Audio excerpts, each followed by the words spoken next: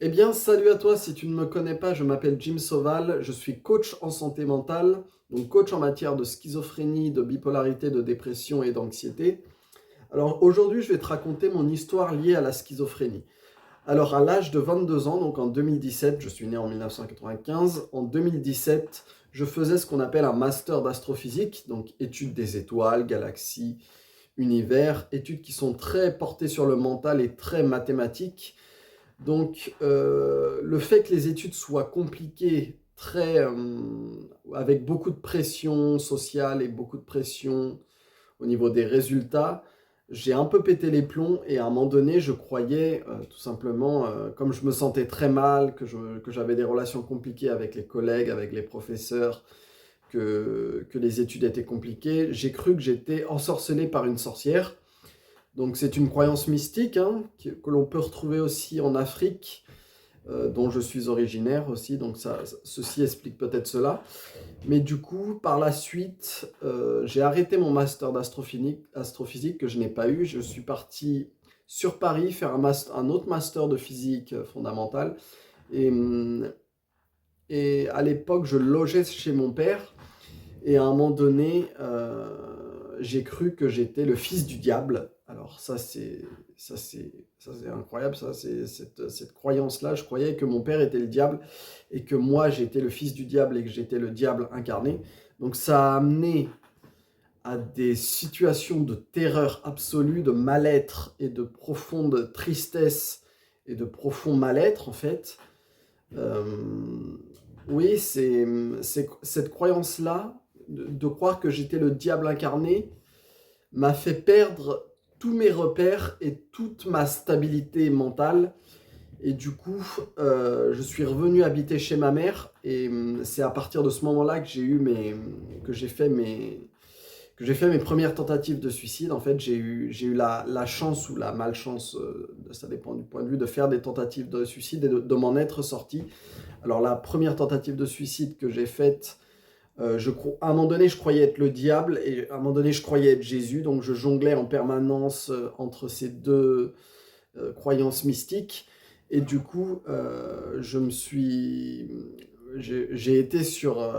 alors, ma première tentative de suicide, ouais, j'ai pris ma voiture et j'ai foncé dans un mur parce que honnêtement, je croyais être le diable et je savais que j'arriverais jamais à me débarrasser de cette croyance, que c'était mes pensées à moi qui me persécutaient et que en fait, je n'arriverai jamais à me sortir de cette croyance. Donc j'avais pris un billet d'avion pour un autre pays pour pouvoir recommencer une autre vie, donc laissant mes parents sans nouvelles.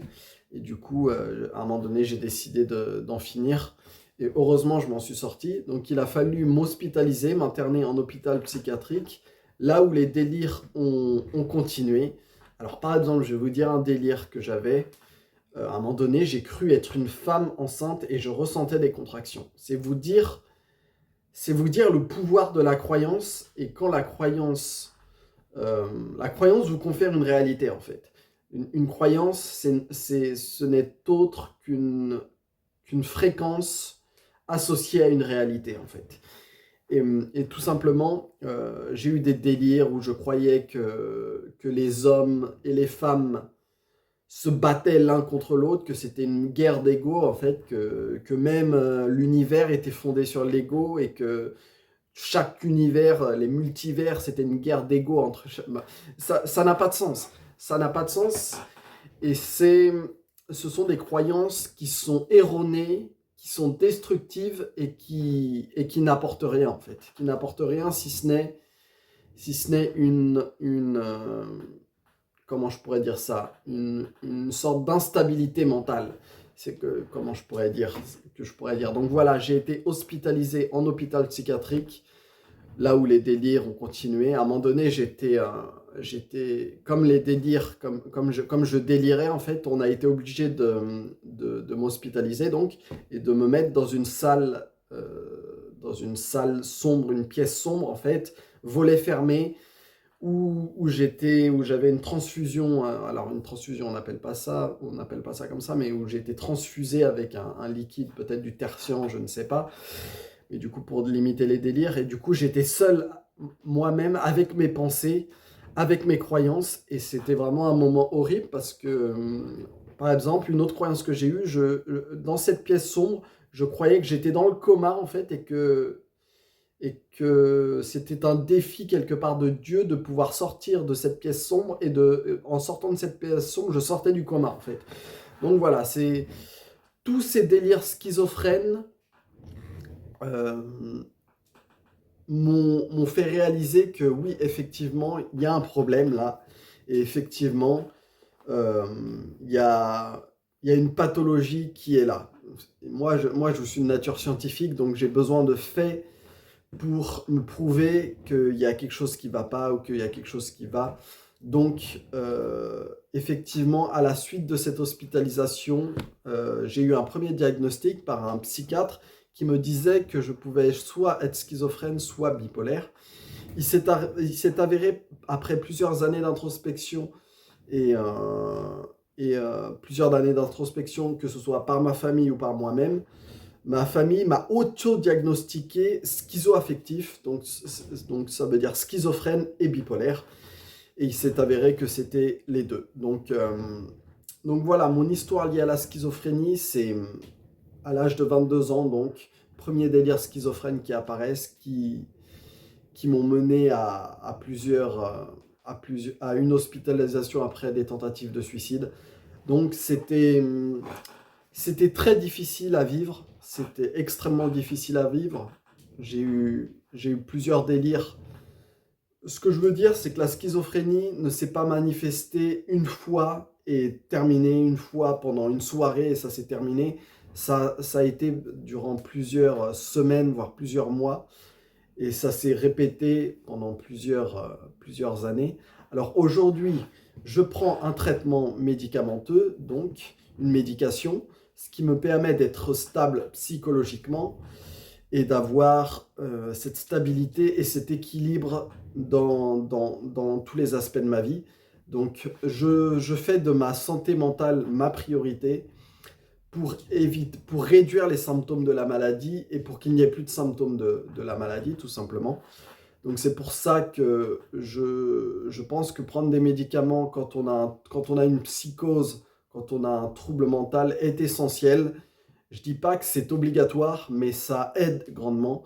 Et je pense qu'il faut en prendre et que j'ai longtemps, pendant plusieurs années, été dans le déni de la maladie, été en me disant ouais non je suis pas schizophrène. De toute façon j'ai tendance à dire, je ne dis jamais je suis schizophrène, je dis plutôt je suis atteint de schizophrénie ou je souffre de schizophrénie, parce que la schizophrénie n'est pas ce que je suis en fait.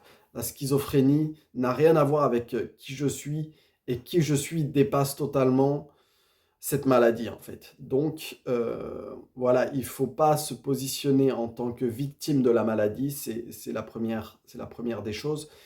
Et voilà, aujourd'hui je suis rétabli, je suis passé par plusieurs années, enfin une année et demie de dépression après le premier diagnostic qui me disait que je pouvais soit être schizophrène, soit bipolaire. Donc j'étais à l'hôpital 2 jours, je passais mes journées dans mon lit, je ne faisais rien, je n'avais aucun sens à ma vie. Et du coup, j'ai été en dépression pendant 1 an et demi. Et par la suite, j'ai pu me stabiliser, que ce soit au niveau de la schizophrénie ou au niveau de la bipolarité. Et j'ai pu reprendre une vie normale, on va dire. J'ai pu travailler, j'ai pu avoir une copine. Et j'ai pu me stabiliser et avoir une vie convenable et une vie normale, tout à fait. Donc voilà, c'était mon histoire liée à la schizophrénie. Alors, si tu souhaites, si toi-même tu as cette pathologie, que ce soit de l'anxiété, de la dépression, de la schizophrénie, de la bipolarité, de la schizophrénie, de la dépression ou de l'anxiété, alors laisse-moi te dire que tu n'es pas seul. Je crois que c'est un quart des Français qui souffrent de maladies psychiques, si je ne me trompe pas. Donc c'est quelque chose de relativement normal, même si c'est difficile de dire que c'est un peu complexe et tabou de dire que la normalité c'est la maladie psychique. Mais il s'avère que dans cette société, eh bien, la maladie psychique est présente, est ultra présente. Donc, il ne faut pas te victimiser, il ne faut pas te dire que c'est une fatalité. On peut s'en sortir, je suis la preuve que l'on peut s'en sortir même si on souffre de maladies psychiques. Donc, si tu souffres toi-même de maladies psychiques, de maladies mentales comme la schizophrénie, bipolarité, dépression, anxiété, eh bien, tu peux être accompagné, je peux t'accompagner et t'aider à appréhender la maladie psychique, à mieux vivre avec, à dompter la maladie et vraiment retrouver ton pouvoir d'agir et devenir maître de toi. Donc, je t'apporterai des techniques, des méthodes pour pouvoir mieux appréhender la maladie psychique. Tu peux réserver un appel gratuit sur mon site qui va durer 30 minutes, dans lequel on va apprendre à se connaître, apprendre à comprendre les origines du trouble et tous les tenants et les aboutissants. Donc un premier appel gratuit où on va apprendre à se connaître, tout à fait. Donc tu peux réserver cela sur mon site et par la suite, si tu souhaites être accompagné, eh bien, nous ferons cela. Donc, tu peux me contacter à l'adresse suivante qui s'adresse ici, jimsoval@gmail.com ou aller sur mon site jimsoval.com.